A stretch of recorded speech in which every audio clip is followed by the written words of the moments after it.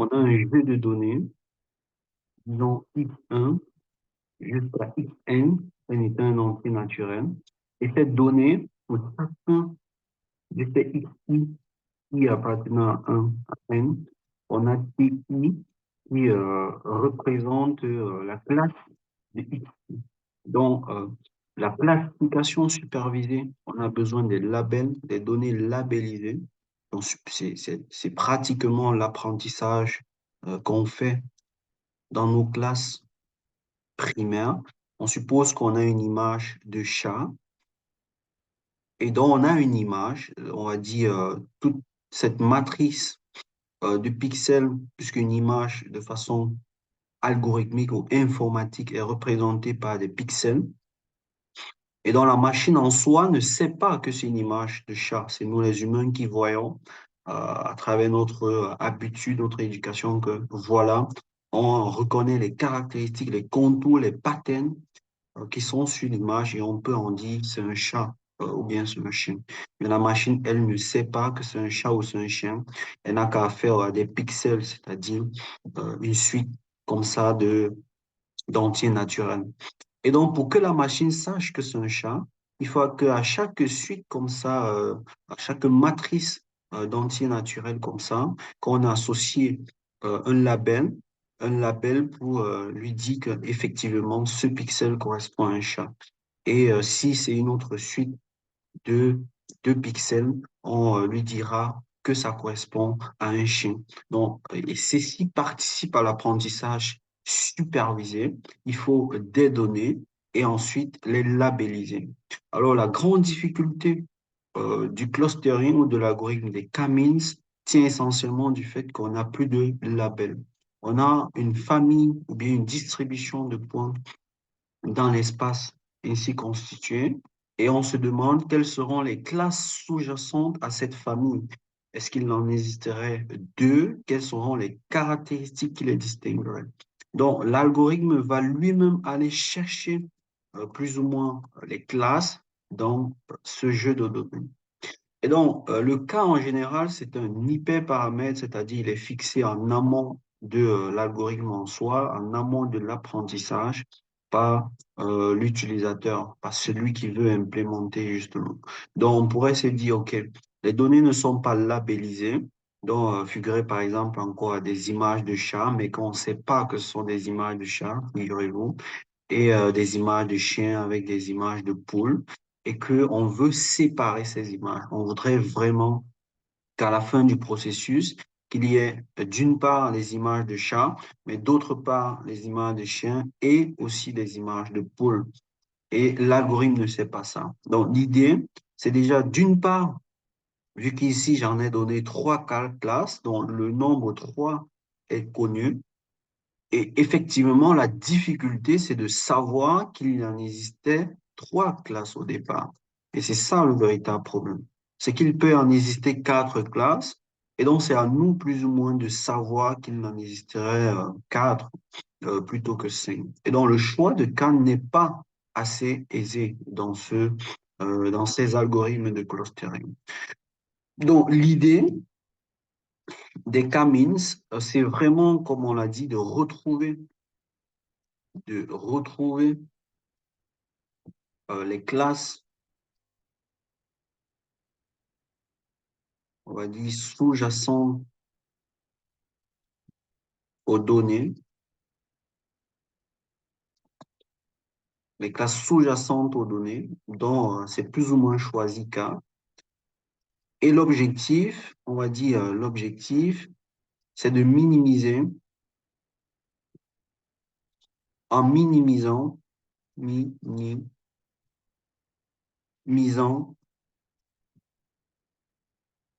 un certain coût.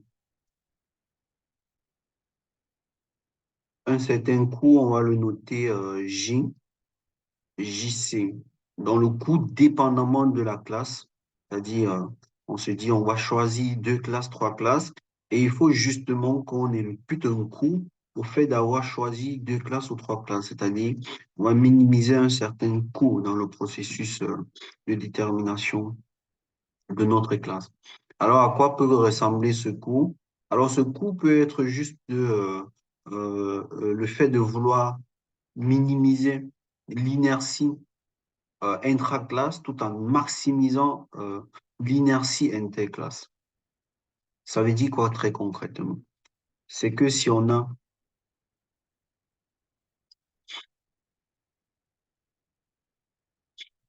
notre jeu de données distribué ainsi, donc on suppose qu'il y a des données représentées par cette classe et que ensuite il y en aura d'autres ici. Et donc c'est vraiment des données dessinées de façon parfaite. Et donc, l'idée, c'est de construire notre algorithme en minimisant. Donc, ça, c'est le coût qu'on choisit. On pourrait en choisir d'autres. Il y en a plusieurs, mais un efficace. C'est l'idée de dire OK, pour ce groupe, on aimerait bien définir ce groupe de sorte que la distance entre chacun de ces points dans ce groupe soit relativement très faible par rapport à la distance d'un point du groupe et d'un point à l'extérieur du groupe. Donc, c'est vraiment minimiser l'inertie interclasse, intraclasse, c'est-à-dire au sein de chaque groupe, en maximisant l'inertie interclasse. Donc, on aimerait bien que chaque groupe soit vraiment dense, concentré autour d'une certaine moyenne, d'un certain barycentre, d'un certain centre de gravité, que ce soit compact, mais aussi qu'il y ait une bonne distance entre les groupes. Et donc là, on se dirait plus ou moins, OK, on peut y croire aux classes qu'on a obtenues. Et donc, pour parvenir à cette notion, à cette idée, il faut bien choisir, on va dire, si on se donne cette classe comme C1, C2, C3, alors on aimerait bien s'intéresser au centre de gravité de chacune de ces classes, C1, Z1, Z3, Z2. Et l'idée, c'est de dire que, OK, on aimerait bien que la distance par rapport à ces centres de gravité, communément on appelle centroïdes, mais après on va démontrer que ça ne peut qu'être des centres de gravité. Donc par exemple, pour C1, on veut très bien que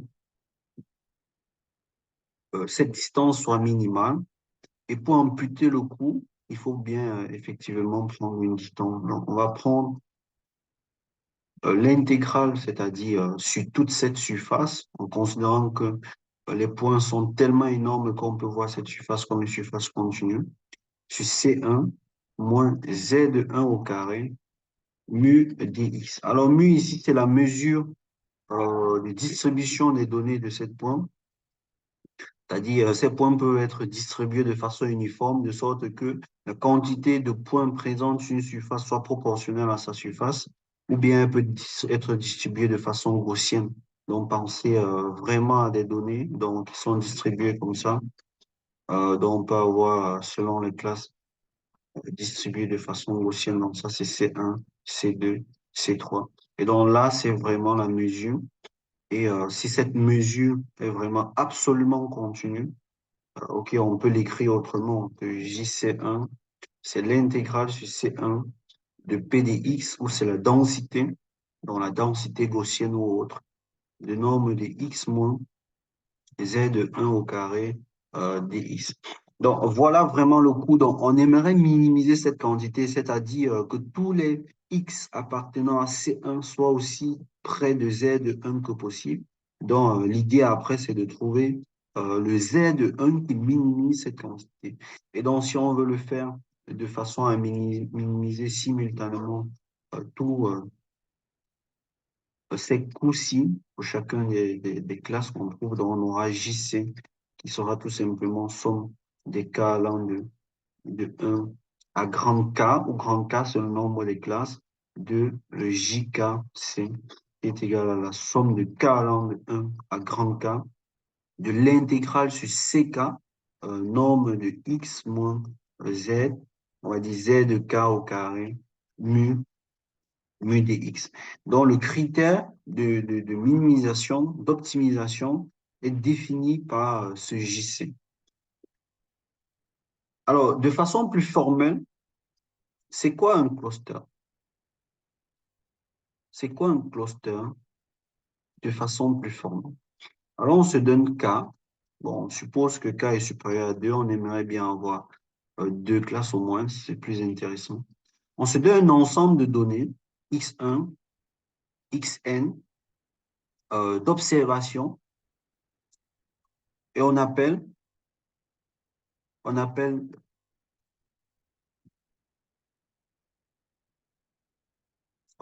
cluster de E.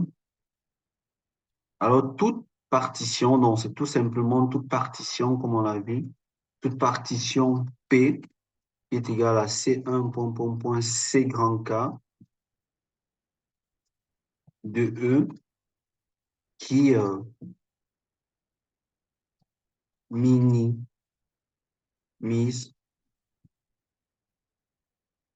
un certain, on va dire, un certain critère d'évaluation, un certain critère, entre parenthèses, d'évaluation.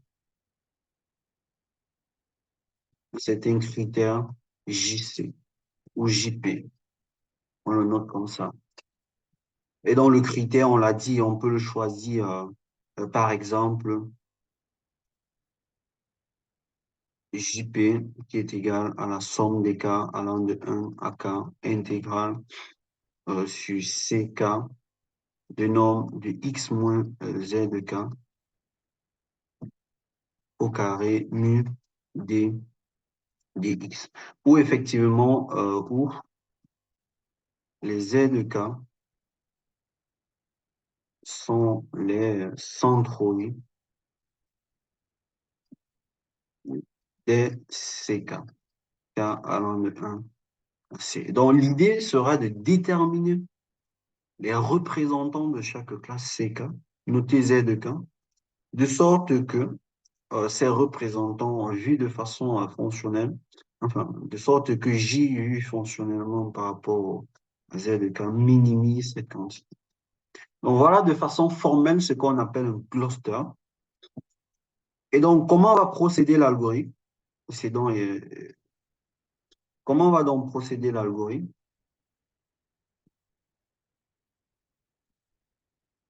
Alors, l'idée, comme on l'a dit, c'est de minimiser. Avant de dire comment on va procéder l'algorithme, on va rappeler quelques notions de mesure. Donc, c'est purement mathématique. Alors, en général, de façon théorique, on peut avoir les mesures ou bien on peut faire des hypothèses sur la distribution des données. On se dit que, OK, c'est distribué de façon continue avec une densité de probabilité F. Mais de façon empirique, en général, on n'a pas cette mesure. Et au lieu de prendre JC comme la somme des K allant de 1 à grand K de l'intégrale sur CK nombre de X, Z de K au carré, mu de X, ça c'est théorique. On va plutôt prendre JC est égal à la somme des K allant de 1 à grand K et la somme, on va dire, de J appartenant à CK de norme de XJ moins Z de K au carré. Et voilà ce qu'on va obtenir ici, c'est 1 sur, 1 sur le cardinal de CK.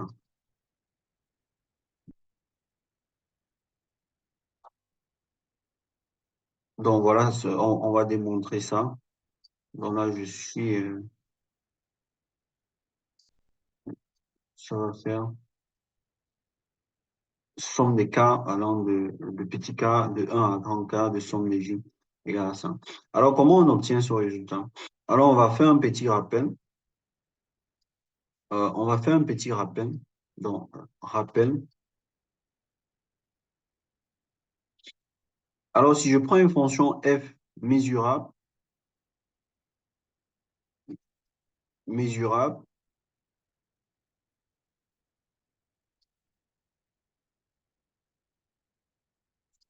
si f est mesurable et A appartenant à grand A, un ensemble aussi mesurable, donc F mesurable sur A, petit a appartenant à grand A, alors l'intégrale, on va dire sur A, c'est l'espace générique de f de x Dirac, donc ça c'est la mesure dx, c'est exactement f de A. Donc on va essayer de démontrer ça. Et c'est quoi en fait la mesure ponctuelle, la mesure d'impulsion de Dirac? Alors sigma de A, c'est exactement l'indicatrice de A de grand A qui vaut 1 si A appartient à grand A et 0 sinon. Alors, on montre ça. Premier cas, bon, c'est de façon classique. Si f est une fonction étagère, c'est-à-dire ça s'écrit somme de i allant de 1 à m, de yk est indicatrice de ak, où les ak sont une partition de a. Donc, ak, partition de a. Donc, ça, c'est une approche un peu probabiliste et parfois, on passe du cas théorique au cas empirique sans toutefois montrer un peu comment ça marche. Donc là, j'ai pris une approche assez probabiliste. Parfois, on l'utilise avec le théorème, la loi des grands nombres. Mais ici, on va démontrer ça de façon probabiliste, même si cette loi des grands nombres est cachée là derrière. Et donc, que donne cette intégrale? Donc, l'intégrale de f, bon, on se permet de ne plus noter a, donc de a dx, c'est exactement la somme. Donc, il y a cette linéarité-là de l'intégrale de y, indicatrice de ak, Dirac de dxk. Et donc, ça fait somme de k allant de 1 à m de yk, de l'intégrale de indicatrice de ak, Dirac de dmk. Ça fait somme de k allant de 1 à grand K, yk. Alors, l'intégrale d'une indicatrice par rapport à une mesure quelconque, c'est toujours la mesure de l'ensemble en question. Dans l'occurrence, ici, ça va faire Dirac de A à K. Et on l'a vu, hein, Dirac de A à K, c'est l'indicatrice de AK A. Et lorsqu'on remplace ici, ça nous donne très exactement F de A, vu l'écriture. Ça nous donne F de A.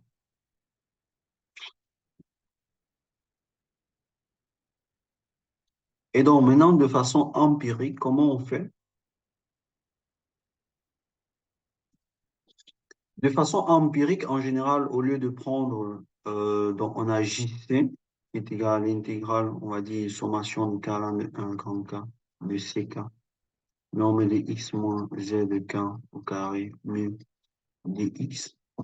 Alors, de façon empirique, on va tout simplement poser mu est égal à 1 sur n, somme de i allant de 1 à n Dirac de xi, hein, où xi, ce sont les échantillons. On peut prendre grand xi si vous voulez, donc grand xi. Ou les grands xi, ce sont les observations. Grand xi, n'oublions pas, c'est un p vecteur aléatoire. Et dans ce cas, on a vu que ça nous donnait quoi? Donc, si la mesure est écrite ici, ça me donne tout simplement 1 sur n, somme des k allant de 1 à grand K, de l'intégrale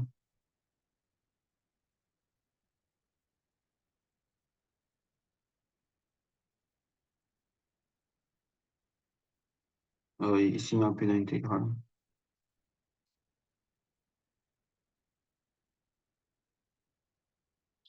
de la somme du j appartenant à ck, le nombre de ij moins z de k au carré dx. Et donc, on montre que quand n est très grand, ceci, donc cette mesure empirique, on va mettre En, quand n est très grand, ça converge vers la distribution en U des données. Donc, on peut se permettre d'approximer ça de façon empirique, cette mesure par mu E empirique. Et on vient de montrer que si mu devenait mu E, alors JC s'écrit très exactement comme ceci. Donc, on peut rentrer là. On peut rentrer là et on met notre petit n.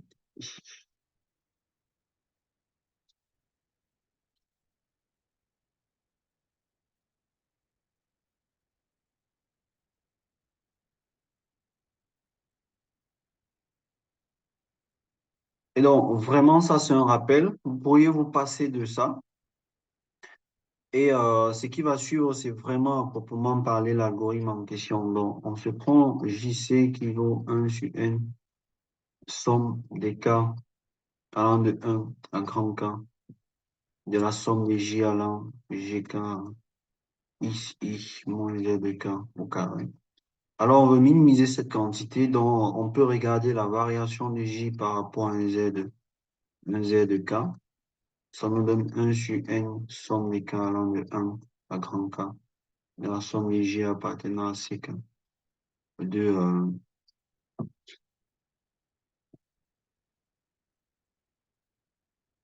de la variation par rapport à Z de K de nombre de XI moins Z de K au carré. Il nous donne 1 sur N, somme des K allant de 1 à grand K, de la somme des J appartenant à CK. Et donc ça, c'est un produit scalaire. Donc ça va faire deux fois moins,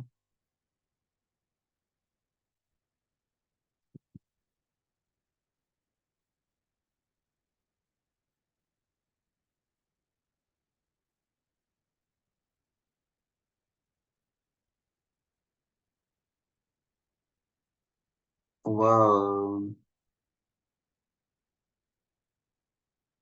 ça va faire deux fois, on va dire dérivée. De la dérivée par rapport. Ici, en principe, on devrait prendre le Z de K. C'est un point de RP. Donc, en principe, on ne devrait pas dériver par rapport à Z de K entièrement, la dérivée partielle, mais on devrait regarder très exactement la dérivée par rapport à Z de KI, où Z de KI, c'est la IM composante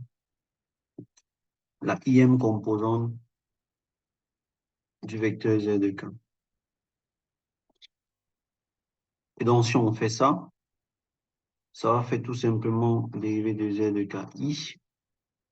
Ici, on a la somme de L allant de 1 à P de XIL moins Z de KL au carré,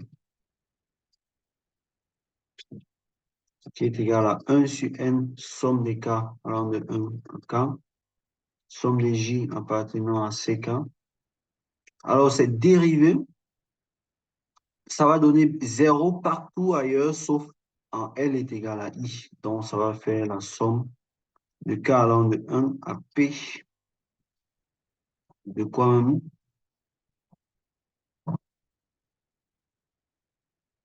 Donc, autant écrire ça directement. Ça va faire deux fois, moins deux fois, facteur de x, là c'est L, ici ça doit être xj, L, ça va devoir I moins Z de K, ici c'est L, I. C'est exactement ça.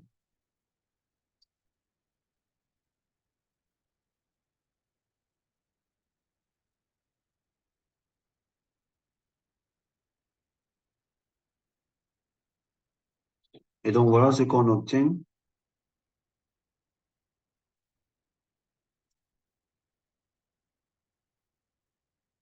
C'est-à-dire la variation de J par rapport à Z de KI de C, c'est moins 2 sur N somme I allant de 1, de K allant de 1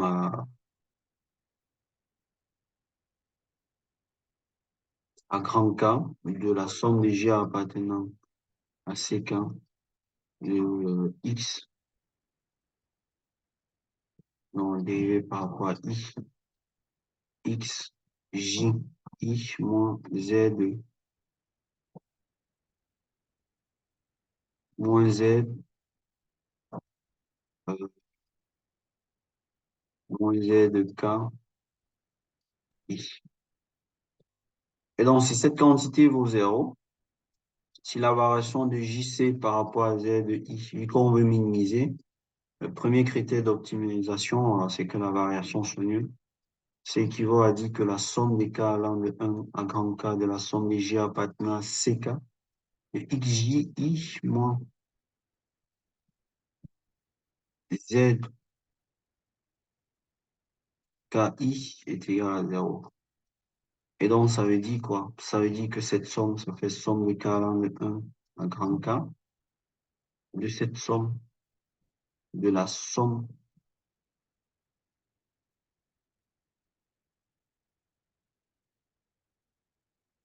de J appartenant à CK de XJI moins la somme sur J, or la somme sur J, ici, ça va juste donner le cardinal de CK de Z de K, I égale à 0. Or, qu'est-ce que ça nous donne?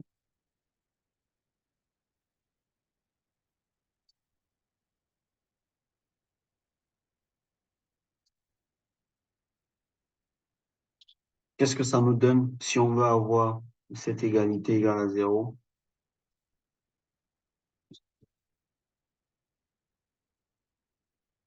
Alors, il faut que cette quantité à l'intérieur soit nulle.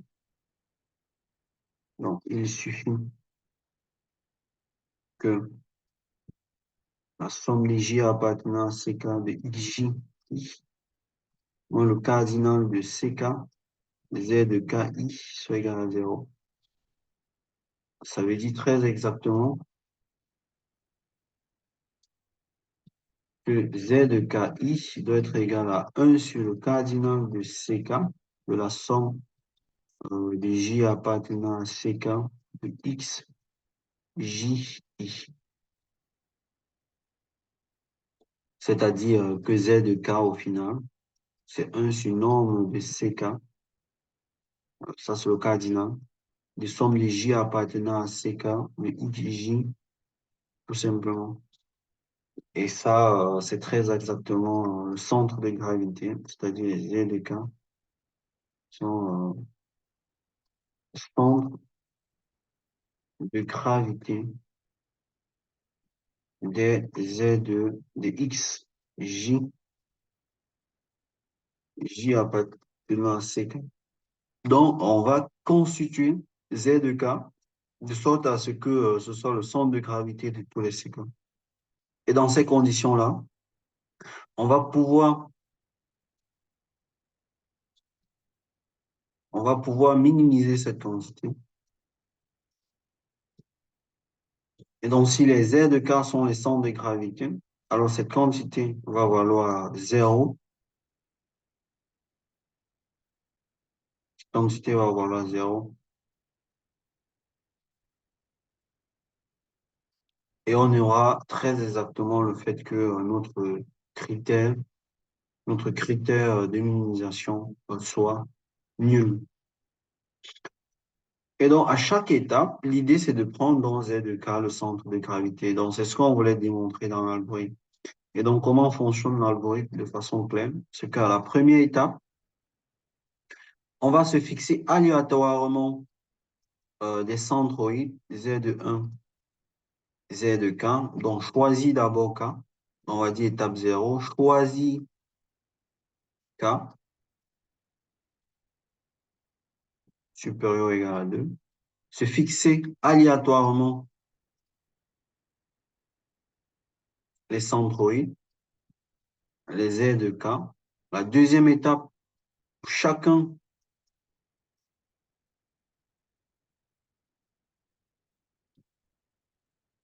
des XI i allant de 1 à n, on va calculer la distance de xi à z de j, ou j allant de 1 à k. Donc, on va prendre chaque observation, chacune de ces observations, regarder la distance de xi par rapport à tous les z de j, donc z de 1, z de 2, z de 3, et regarder la distance la plus minimale et affecter xi à la classe c j si la distance entre xi et z de j est la plus minimale. Donc, on va regrouper les points en classes plus ou moins. Dans la deuxième étape, on va calculer ces distances. Et après avoir calculé cette distance, on va déterminer, on calcule toutes les distances, on détermine le j qui soit argument min, le j0, on va dire le ji ou xi qui soit argument de j allant de 1 jusqu'à k de la distance de xi à z de j.